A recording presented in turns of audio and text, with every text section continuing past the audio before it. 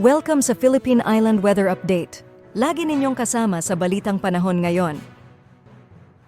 Sa kasalukuyan po ay wala tayong namamataan or minomonitor na LPA o bagyo sa loob at labas ng ating Philippine Area of Responsibility, bagamat patuloy pa rin ang pag-iral ng hanging amihan pati na rin ng shear line at nakakaapekto pa rin sa ilang bahagi ng Luzon area. Although nakikita po natin sa ngayon na wala po tayong namamataan na mga kapal na kaulapan o kahit na ano nga sama ng panahon na posible pong magdulot na buong araw na tuloy-tuloy na mga pagulan sa anong bahagi ng ating bansa.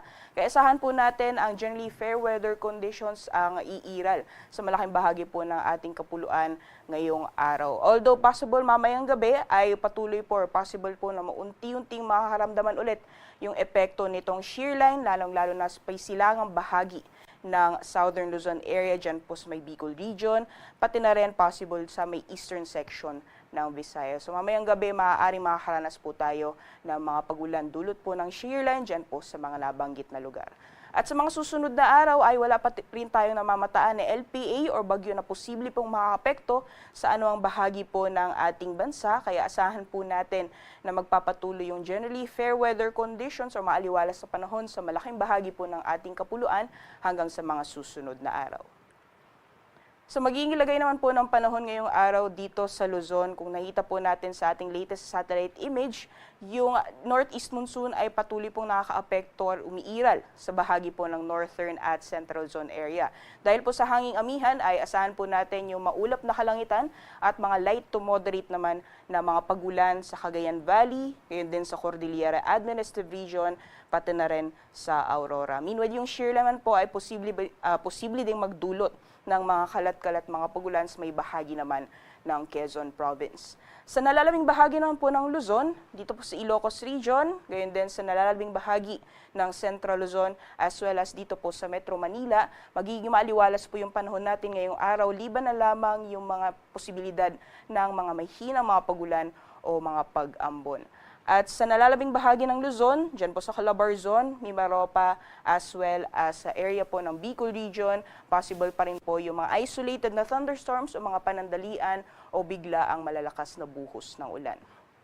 Para naman po sa temperature forecast, sa mga piling syudad dito sa Luzon, possible po na umabot ng 30 degrees Celsius maximum temperatures ngayong araw dito sa Lawag, gayon din sa Metro Manila, pati na rin sa Legazpi City. Magiging malamig po yung temperatura sa Tugigaraw ngayong araw na maglalaro lamang mula 20 hanggang 25 degrees Celsius at sa Tagaytay naman agwat ng temperatura ay maglalaro na 21 hanggang 28 degrees Celsius. Dito po sa Baguio, temperatura po natin ay maaaring maglaro mula 14 hanggang 21 degrees Celsius.